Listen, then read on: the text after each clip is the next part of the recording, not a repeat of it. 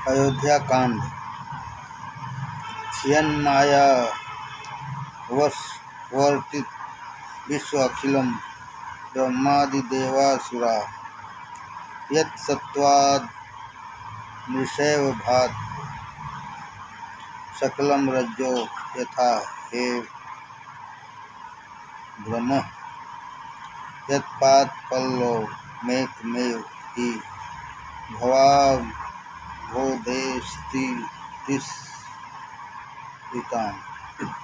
वन्दे अहं तं शेष कारण परम रामाख्यमीशं हरिम्। राज्याभिषेक की तैयारी। परमात्मा श्री राम परम सत्य के स्वरूप हैं। सत्य अविनाशी है, अबाधित है। सत्य का कभी विनाश होता नहीं। सत्य के स्वरूप में कोई परिवर्तन होता नहीं। सत्य शब्द का अर्थ होता है भूत, भविष्य और वर्तमान में जिसका स्वरूप एक सा रहे। ईश्वर को छोड़कर जो कुछ भासता है वह क्षण क्षण बदलता है। संसार में जो कुछ दिखाई देता है, सुना जाता है, वह व्यवहार दृष्टि से भले ही सत्य हो, परंतु तत्व दृष्टि से विचार करने पर सत्य नहीं। जगत आज जैसा दिखता है ऐसा कल नहीं था, और आने वाला कल को भी ऐसा नहीं रहेगा। यह जगत असत्य है। जगत के पदार्थ दुख रूप हैं। इससे ज्ञानी पुरुष जगत का चिंतन करते नहीं। स्वप्न से जागे पीछे स्वप्न जैसे मिथ्या लगता है, उसी प्रकार भगवान के साक्षात्कार से जगत मिथ्या लगता है। संसार असत्य होने पर भी अज्ञान के कारण मनुष्य को वह सत्य भासता है। यह सब दृश्य जगत भ्रम रूप है, खोटा है। इतना होने पर भी सत्य रूप परमेश्वर के आधार पर टिका होने से वह सत्य जैसा भासता है। परंतु ईश्वर के अतिरिक्त जो भी दिखता है वह सत्य नहीं है। ईश्वर के अतिरिक्त अन्य कुछ भी दिखे वह ईश्वर की माया है। माँ अर्थात नहीं और या अर्थात जो होने पर भी है, जो नहीं होने पर भी दिखती है। इस भ्रम का नाम माया है। जगत नहीं है फिर भी दिखता है, और परमात्मा है फिर भी दिखते नहीं। जगत नहीं है फिर भी दिखता है, और परमात्मा है फिर भी दिखते नहीं। यही माया है। माया को मानना पड़ता है। माया बगैर व्यवहार हो सकता नहीं। ज्ञानी पुरुष माया को मानते हैं, परंतु खोटी मानते हैं। माया असत्य है, ब्रह्म सत्य।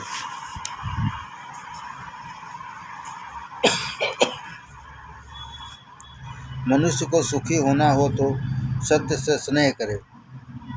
मनुष्य को शांति से बैठकर विचार करना चाहिए कि इस जगत में सच्चा क्या है और मिथ्या क्या है। विचार करते समय ध्यान में आवेगा कि एक ईश्वर ही सत्य है। ईश्वर बिना जो कुछ दिखता है वह व्यवहार काल में सत्य होगा। व्यवहार दृष्टि से भले ही वह सत्य लगे, परंतु परमार्थ दृष्टि से विचार करने पर वह सत्य नहीं है। शतरंज के खेल के मोहरे अलग अलग नाम से पहचाने जाते हैं। इसमें हाथी है, घोड़ा है, ऊँट है, राजा है, मंत्री है, सिपाही है।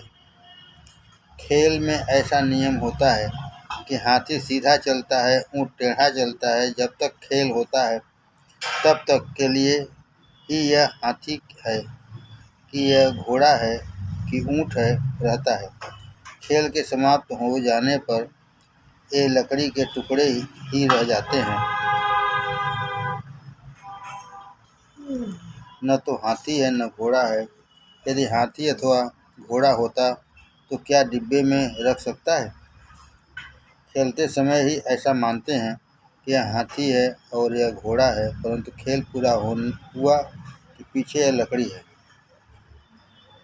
यह संसार भी एक प्रकार का खेल है जब तक यह खेल है तब तक संसार के विषय सत्य जैसे लगते हैं, परंतु दृश्य पदार्थों से हटकर दृष्टि जब आत्मस्वरूप में स्थिर होती है तब सत्य का दर्शन होता है और दृश्य पदार्थ मिथ्या है, अनित्य है, ऐसा समझ में आ जाता है।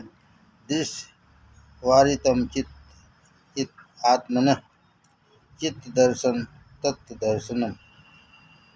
जो दृश्य है वह क्षण क्षण बदलता है, जो दृश्य है वह अधिक भाग में दुखई देता है। परमात्मा दृष्टा है। दृश्य में से दृष्टि को हटाओ और जगत को देखने वाले ईश्वर में दृष्टि को स्थिर करो। दृश्य परिणाम में विनाश रूप होने से ज्ञानी पुरुष दृश्य में दृष्टि रखते नहीं, दृश्य वस्तु में मन को जाने देते नहीं, अपितु सबके साक्षी परमात्मा में दृष्टि स्थिर करते हैं। यह जगत असत्य है और सबके दृष्टा ईश्वर सत्य है, ऐसा ज्ञानी मानते हैं। श्री राम सत्य हैं। राम जी का स्वरूप किसी दिवस बदलता नहीं। राम जी से राजा दशरथ ने कहा था कि आगामी दिवस तुम्हारा राज्याभिषेक होगा। यह सुनकर राम जी प्रसन्न हुए नहीं, और जब राज्याभिषेक के मुहूर्त में कैकेयी ने कहा वत्कल वस्त्र पहनकर वन में जाओ, तब परमात्मा वन में पधारे, मलिन हुए नहीं। मानव तो ऐसा है कि इसको कथा में ठीक जगह न मिले तो नाराज हो जाता है कि मेरी जगह में दूसरा बैठ गया। मनुष्य क्षण क्षण में शांति गंवा देता है, कितनों ही का तो हृदय बहुत जलता है। हृदय को जलाने जैसा कोई पाप नहीं, चाहे कुछ भी हो, परंतु हृदय को जलाओ नहीं। तुम्हारे हृदय में भगवान विराजते हैं। हृदय में विराजे हुए परमात्मा तुम्हारे मन को, इंद्रियों को, बुद्धि को प्रकाश देते हैं। हृदय में विराजे हुए परमात्मा तुम्हारे मन को, इंद्रियों को, बुद्धि को प्रकाश देते हैं। तुम हृदय जलाओगे तो अंदर विराजे हुए परमात्मा को परिश्रम होगा। कोई कुछ नुकसान करे, अपमान करे, निंदा करे, इससे क्या? हृदय को जलाने की तनिक भी जरूरत नहीं। कोई तुम्हारी निंदा करे, इससे तुम्हारा तनिक भी नुकसान होने का नहीं। तुम्हारे लिए कोई खराब शब्द बोले, इससे तुम्हारा बाल भी बांका होने का नहीं। किसी का हाथ पकड़ा जा सकता है, किसी की जीभ पकड़ सकते नहीं। मनुष्य जीभ का ठीक उपयोग करता नहीं। जो अच्छा लगता है वैसा बोलता है तब परमात्मा का भय रखता नहीं। कोई तुम्हारी निंदा करे, तुम्हारे लिए खराब शब्द बोले, तो तनिक भी हृदय को जलाना नहीं। हमेशा ऐसा अनुसंधान रखो, मेरे हृदय में तो भगवान विराजे हैं। हृदय को जलाकर परमात्मा को कष्ट देना नहीं। परमात्मा के साथ जो स्नेह रखता है वही सुखी होता है। जो जगत को सत्य समझता है, जिसको जगत सच्चा लगता है, उसकी शांति कायम रहती है। अब अयोध्या कांड का प्रारंभ होता है। अयोध्या कांड में राम जी वन में पधारे हैं। जहाँ कलह होती है वहाँ राम जी विराजते नहीं। जहाँ कलह नहीं वहाँ श्री सीता राम जी विराजते हैं। कलह होती है विषमता से और कलह होती है लोभ से। महादेव जी पार्वती माँ से एक कथा कहते हैं। एकदा सुख आसीनं रामं स्वान्तःपुराजिरे सर्वाभरण संपन्नं रत्नसिंहासने स्थितं नीलोत्पलदलश्यामं कौस्तुभमुक्तकन्धरं सीतया रत्नदण्डेन चामरेणात् विजितं विनोदयन्तं ताम्बूलचर्वणादिभिरारात्। नारदोऽवदरत् द्रष्टुमराद्यत्र राघव। एक बार देवर्षि नारद जी श्री राम जी से मिलने के लिए अयोध्या आए। श्री रामचंद्र जी को आनंद हुआ, उठकर खड़े हो गए। नारद जी का स्वागत करते हुए कहा, संसार में फैले हुए गृहस्थों को आपके जैसे संतों के दर्शन दुर्लभ हैं। आपने बहुत कृपा की, आपकी मैं क्या सेवा करूं? नारद जी ने कहा, आप जगत को गृहस्थ धर्म का आदर्श बताते हो। आप परमात्मा हो, मैं आपके सत्य स्वरूप को जानता हूँ। श्री रामचंद्र जी ने जगत को गृहस्थ धर्म का आदर्श बताया है कि गृहस्थ का जीवन कैसा होना चाहिए। शास्त्रों में लिखा है, गृहस्थ एक पत्नी व्रत का पालन करे तो वह ब्रह्मचारी जैसा है। लग्न काम का विनाश करने के लिए है। कोई सुंदर वस्तु दिखे तो आँख और कान बिना कारण चंचल होते हैं। अनेक बार मन समझता है कि मैं जिसका चिंतन करता हूँ वह मुझको कभी मिलेगा नहीं, वह मेरा नहीं और मेरा हो सकता भी नहीं, मेरा इसके ऊपर जरा भी हक नहीं। ऐसा सब समझने पर भी मन को इसका चिंतन करने में कुछ सुख का भान होता है। तुम्हारे मन की दूसरा कौन रक्षा करेगा? अपने मन का तुमको ही रक्षण करना होगा। जो मन को मुट्ठी में रखता है, मन की रक्षा करता है, वह महान बनता है। लग्न माने विवाह मन को पवित्र रखने के लिए है। काम का चिंतन काम का विनाश करने के लिए है। विवाह मन को पवित्र रखने के लिए है, काम का विनाश करने के लिए है। एक ही स्त्री में, एक ही पुरुष में काम भाव स्थिर करने के लिए लग्न है। लग्न को धार्मिक संस्कार माना है। अपने शास्त्रों में स्त्री को धर्मपत्नी कहा है। स्त्री काम पत्नी नहीं, स्त्री धर्म पत्नी है। अकेला पुरुष अथवा अकेली स्त्री धर्म का पालन कर सकते नहीं। स्त्री का हृदय स्नेहार्द होता है, पुरुष के हृदय में विवेक होता है। धर्माचरण में स्नेह और विवेक एक दूसरे के पूरक हैं। स्त्री पुरुष का पति पत्नी का संबंध धर्म के लिए है, परमात्मा के दर्शन के लिए है। श्री राम जी के चरणों में जाना है, परंतु श्री राम दर्शन में, श्री राम मिलन में काम विघ्न करता है। वह शरीर ही काममय है। यह शरीर ही काममय है। इस शरीर में काम बैठा है। माता पिता के मन में काम वासना जागृत होने पर इस शरीर का जन्म हुआ है। शरीर में काम है और लग्न का लक्ष्य उस काम का विनाश ही है। लग्न मन को बिगाड़ने के लिए नहीं। लग्न स्वेच्छाचारी अथवा विलासी जीवन बिताने के लिए भी नहीं है। लग्न तो काम को संकुचित करके धर्म की मर्यादा में रहकर काम सुख भोग कर काम का विनाश करने के लिए है। श्री रामचंद्र जी ने गृहस्थ धर्म का आदर्श बताया है। एक पत्नी व्रत धरो, राजर्षि चरितः शुचिः, स्वधर्म गृह में धीयम शिक्षयन् स्वयमाचरत्। गृहस्थ का धर्म है कि एक पत्नी व्रत का पालन करे। गृहस्थ का धर्म है कि घर में रोज थोड़ा सत्संग अवश्य करे। घर में आने जाने अनजाने धूल आती है और इससे बुहारी करनी ही पड़ती है। घर में जाने अनजाने धूल आती है और इससे बुहारी करनी ही पड़ती है। जिस प्रकार घर में धूल आती है, उसी प्रकार संसार व्यवहार का काम करते समय मन में भी धूल आती है। विकार, वासना, आसक्ति, द्वेष, विषमता, ये सब धूल है। इससे सत्संग करने की बहुत आवश्यकता है। प्रभु प्रेमी भजनानंदी संतों का सत्संग करने से गृहस्थ आश्रम दिव्य बनता है।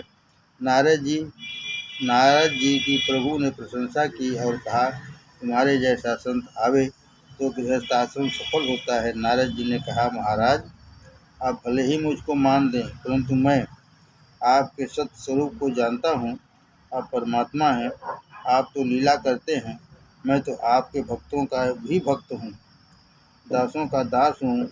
अहम तत्व भक्तानां तद्भक्तानां च किंकरः अतो मां नु गृहस्व मोहयस्व मां प्रभु। मैं तो दासानुदास हूँ।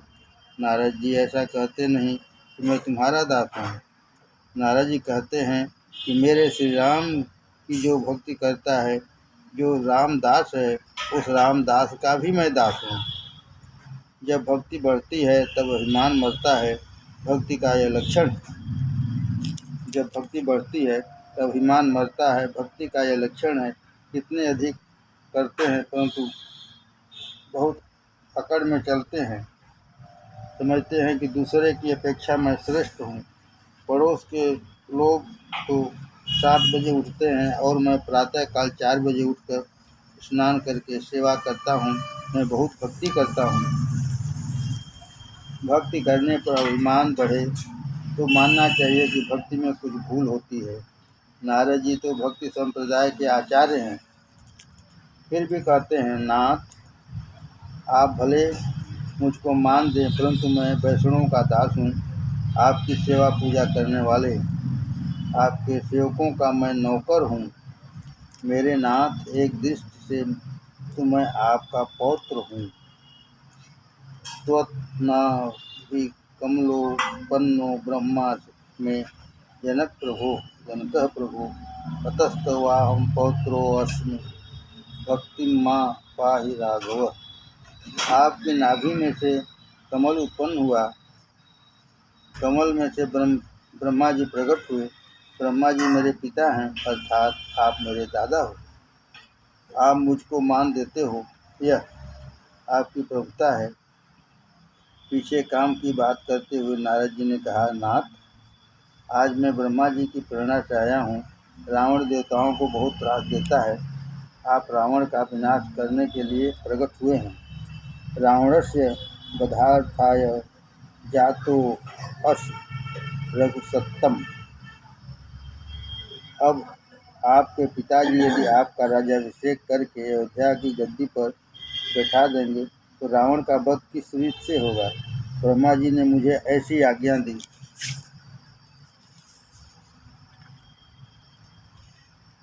दी है कि आप अवतार लीला करें। ऐसी प्रार्थना मैं आपसे करूं। यह प्रार्थना करने के लिए मैं आया हूं।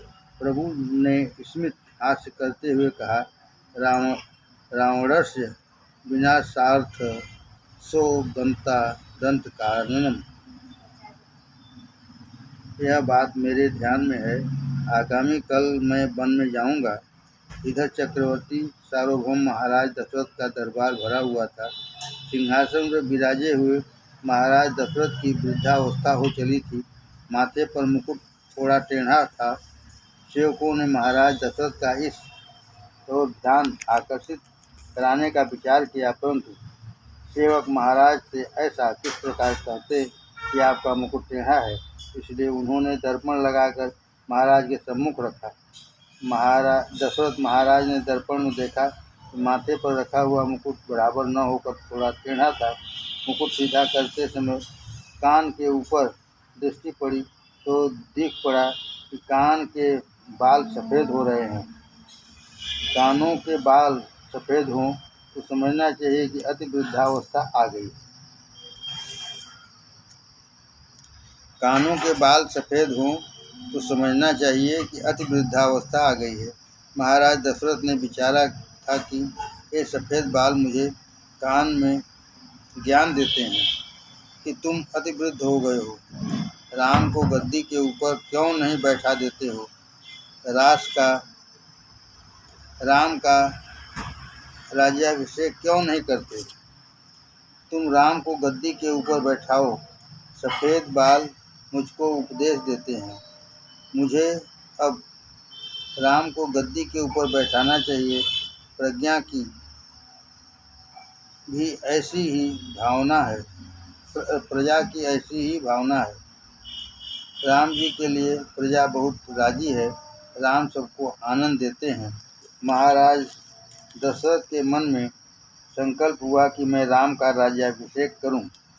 महाराज दशरथ अभी ऐसा विचार कर रहे थे कि इसी समय दरबार में वशिष्ठ जी पधारे। वशिष्ठ जी का दरबार में बहुत सम्मान है। वशिष्ठ जी पधारे तब सब उठकर खड़े होते हैं। महाराज दशरथ भी खड़े हुए। वशिष्ठ जी की पूजा की। वशिष्ठ जी ने कुशल समाचार पूछते हुए कहा, राजन, आज तुम कुछ उदास लगते हो। महाराज दशरथ ने कहा, महाराज, मेरे मन में एक संकल्प हुआ है। आपके आशीर्वाद से मैं बहुत सुखी हूँ। सद्गुरु का कृपा पात्र शिष्य बहुत सुखी होता है। आपने मेरे ऊपर बहुत कृपा की है। आपके आशीर्वाद से राम लक्ष्मण जैसे बालक हैं। बालक बहुत चतुर हैं। मैं सब बातों में से सुखी हूँ। आपके आशीर्वाद से मेरे जीवन के समस्त कार्य पूर्ण सफल हुए हैं। अब एक काम बाकी है। बालक बड़े हुए हैं और मेरी अब वृद्धावस्था है। इस शरीर का अब भरोसा नहीं। शरीर कब छूटेगा यह कहा नहीं जा सकता। शरीर अब दुर्बल हुआ है। अभी तक मैंने किसी को कहा नहीं, परंतु मेरी एक इच्छा है, मेरा एक संकल्प है कि आप आज्ञा करें तो अब राम का मैं राज्याभिषेक करूं। राम राज्याभिषेक हो। श्री सीता जी स्वर्ण सिंहासन पर विराजे और मैं उनके दर्शन करूं। पीछे मेरी कोई इच्छा बाकी रहती नहीं। पीछे मैं सुख से मरूंगा। मेरी एक ही कामना है कि अब शीघ्र राम राज्याभिषेक संपन्न हो। मेरा राम सबको अच्छा लगता है। आप आज्ञा कर दें तो मैं राज्याभिषेक करके राम को गद्दी पर बैठा दूं। वशिष्ठ ने कहा, राजन, तुम्हारा विचार बहुत सुंदर है। हमारी भी यही इच्छा है कि राम का राज्याभिषेक हो। महाराज दशरथ ने कहा, महाराज, आप शुभ मुहूर्त निकालो। उसी शुभ मुहूर्त में मैं राम का राज्याभिषेक करके गद्दी के ऊपर बैठाऊंगा। वशिष्ठ जी महान ज्ञानी थे। उन्होंने विचार किया, मैं कोई मुहूर्त निकालूंगा, किंतु उस मुहूर्त में राम जी गद्दी पर बैठने वाले नहीं हैं। वशिष्ठ जी सब जानते थे। इससे वशिष्ठ जी ने कहा, राजन, जिस दिन राम जी गद्दी पर बैठेंगे वह दिन चाहे जैसा हो स्वयं शुभ मुहूर्त बन जाएगा। तुमको मैं क्या मुहूर्त बतलाऊं? राम गद्दी के ऊपर बैठे वही दिन मुहूर्त का दिन है। वशिष्ठ जी की वाणी में गूढ़ार्थ भरा हुआ था। वशिष्ठ जी मन में समझते थे कि महाराज दशरथ जिस दिन का निश्चय कर रहे हैं उस दिन राज्याभिषेक होना नहीं है। राज्याभिषेक की तैयारी के लिए मंत्री सुमंत जी को बुलाकर महाराज दशरथ ने कहा, आज्ञापयति यद्यत्वां मुनिस्तो मानय राज्य अभिषेक्ष्यामि सो भूते रघुनंदनम। मेरे गुरुदेव की ऐसी आज्ञा है कि आने वाले कल मैं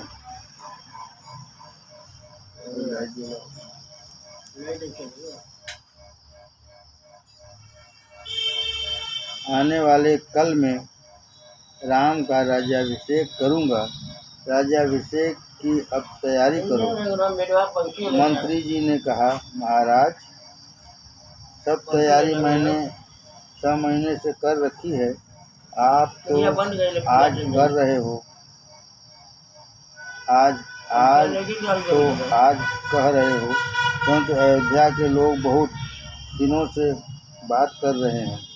सबकी ऐसी इच्छा है कि महाराज अब वृद्ध हुए हैं, वे राम जी का राज्याभिषेक करें तो ठीक है। महाराज दशरथ ने पूछा, मेरे राज्य में क्या प्रजा दुखी है जो सबकी इच्छा राम को गद्दी पर बैठाने की है? मंत्री ने कहा, नहीं महाराज, प्रजा तो बहुत सुखी है। आप खूब जिए, परंतु शरीर तो अब वृद्ध हुआ है। लोगों की बहुत इच्छा है कि सीताराम जी स्वर्ण सिंहासन पर विराजें और सब दर्शन करें। हम संकोच से आपसे कहते नहीं थे, परंतु सबकी बहुत इच्छा है। मंत्री जी ने पहले ही समस्त तैयारी कर रखी थी। राज्याभिषेक में 4 समुद्रों के जल की जरूरत पड़ती है। मंत्री जी ने वह भी मंगा कर रखा था। पीछे महाराज दशरथ ने मंत्रियों और महाजनों को बुलाया। महाराज दशरथ का प्रजारंजन राज्य था। प्रजा की इच्छा और सम्मति हो तो ही महाराज दशरथ श्री रामचंद्र जी को गद्दी पर बैठा सकते थे। महाराज दशरथ ने कहा, तुम सब मुझको सम्मति दो तो मैं राम का राज्याभिषेक करूं। गुरुदेव की आज्ञा हो चुकी है कि यदि सबकी सम्मति हो तो राम को राजगद्दी पर बैठा दिया जाए। सम्मति देते हुए सबने कहा, हम सबकी भी यही भावना है कि राम जी का राज्याभिषेक हो। महाराज ने पूछा, क्या आने वाले कल ही राज्याभिषेक कर दिया जाए? सबने प्रसन्न होकर स्वीकृति दी। परमानंद हुआ। वशिष्ठ जी ने मंत्री से कहा, प्रथम श्री सीताराम जी को सोने के पट्टे पर विराजमान करके वेद मंत्रों का उच्चारण करते हुए 4 समुद्रों के जल से तीर्थाभिषेक कराया जाएगा। नाना तीर्थोदिकय पूर्णा स्वर्ण कुंभा सहस्र ब्राह्मणों द्वारा तीर्थाभिषेक कराने के पश्चात दोनों का सुंदर श्रृंगार होगा और शत्रुंजय हाथी के ऊपर श्री सीताराम जी विराजेंगे। लोगों को दर्शन की बहुत इच्छा है, इसलिए बरघोड़ा समस्त गांव में फिरेगा। 16 कन्याएं मस्तक के ऊपर कलश धारण कर आगे आगे चलेंगी। ब्राह्मण वेद मंत्र बोलेंगे। तत्पश्चात श्री सीताराम जी को सिंहासन पर बैठकर मैं राजतिलक करूँगा। गांव में जितने देव मंदिर हैं उन सभी देव मंदिरों में कल विस्तृत पूजा होकर सुंदर भोग अर्पण हो, ऐसा प्रबंध करो। मंत्री जी ने कहा, महाराज जो आप कहते हैं उन सब की तैयारी है। तैयारी होने लगी। महाराज दशरथ को अतिशय आनंद हुआ। वे विचार करने लगे कि सूर्यवंश की यह पवित्र गद्दी है, इस पर चक्रवर्ती सार्वभौम महाराज भगीरथ बैठते थे। महाराज भगीरथ श्री गंगा जी को लाए थे। उस महान पुरुष की यह पवित्र गद्दी है। इस गद्दी के ऊपर महाराज दिलीप बैठे थे, जिन्होंने एक गाय के रक्षण के लिए स्वयं की देह का भोग सिंह को दे दिया था। सूर्यवंश के पवित्र प्रतापी नरेश इस गद्दी पर बैठते आए हैं। आगामी कल मेरा राम इस गद्दी पर बैठेगा। इस गद्दी पर बैठने का आज मेरा अंतिम दिवस है। महाराज दशरथ ने गद्दी की परिक्रमा की। गद्दी को बार बार वंदन किया और बोले, माँ, आने वाले कल से मेरा राम तुम्हारी गोद में बैठेगा। मेरे राम का तुम रक्षण करना। मेरी कोई भूल हुई हो तो क्षमा करना। महाराज दशरथ बहुत सीधे थे, सरल हृदय के थे। उन्होंने वशिष्ठ जी से कहा, गुरुजी, आने वाले कल मेरे राम का राज्याभिषेक करना है, तो आपसे किस प्रकार कहूँ? गुरुजी, आप मेरे राम को राज्याभिषेक का संवाद देवें। राम तो बहुत जानता समझता है, परंतु आप गुरुदेव हो, जो आपको योग्य लगे ऐसा उपदेश उनसे दो। दशरथ जी द्वारा वशिष्ठ जी से ऐसी प्रार्थना करने पर वशिष्ठ श्री रामचंद्र जी के महल में गए। गुरुदेव के आने की खबर सुनते ही श्री राम दौड़कर बाहर आए। उन्होंने गुरुदेव के चरणों में वंदन किया और कहा, गुरुदेव, उचित तो यह था कि आपने मुझे आज्ञा की होती, मैं दौड़ते हुए मैं आपके चरणों में आता। आप घर पधारे, यह तो आपने बहुत कृपा की। श्री राम वशिष्ठ जी को अंदर ले गए। गुरुदेव को सुंदर आसन पर बैठाकर उनके चरण पखारे। गुरुदेव की पूजा की और कहा, आप मेरे सद्गुरु हो, मैं आपका शिष्य हूँ। आपकी आज्ञा का पालन करने के लिए यह सेवक सदा तैयार है, आज्ञा करें। वशिष्ठ जी ने स्मित हास्य करते हुए कहा, राम, तुम ऐसा कहो, इसमें आश्चर्य क्या है? सारे सद्गुण तुम में एकत्रित हुए हैं। तुम मुझको गुरु मानते हो, परंतु गुरु तो तुम स्वयं हो। तुम जगत गुरु हो। गुरुर्गुणा त्वं देव पितॄणां त्वं पितामह अंतर्यामी जगद्यात्रा वाहकस्त्वमुगोचरः। बड़ों के भी बड़े तुम हो। तुम परमात्मा हो, अंतर्यामी नारायण हो। जगत के कल्याण के लिए तुमने यह स्वरूप धारण किया है और मानव जैसी लीला करते हो। श्री राम श्री कृष्ण मानव जैसी लीला करते हैं। इससे श्री राम श्री कृष्ण का नाम है नटवर। नाटक में काम करने वाला नट स्वयं के असली स्वरूप को छिपाए रखता है और देखने वाले को दूसरा स्वरूप बताता है। श्री राम श्री कृष्ण परमात्मा है, परंतु मानव जैसी लीला करते हैं। श्री राम ने कहा, ना ना, मैं ईश्वर नहीं, मैं तो एक साधारण मानव हूँ। वशिष्ठ जी ने कहा, तुम मुझको मान देते हो और कहते हो कि मैं तुम्हारा शिष्य हूँ। तुम मुझको गुरु मानते हो, तो आज मैं गुरु दक्षिणा मांगता हूँ, वह मुझको दो।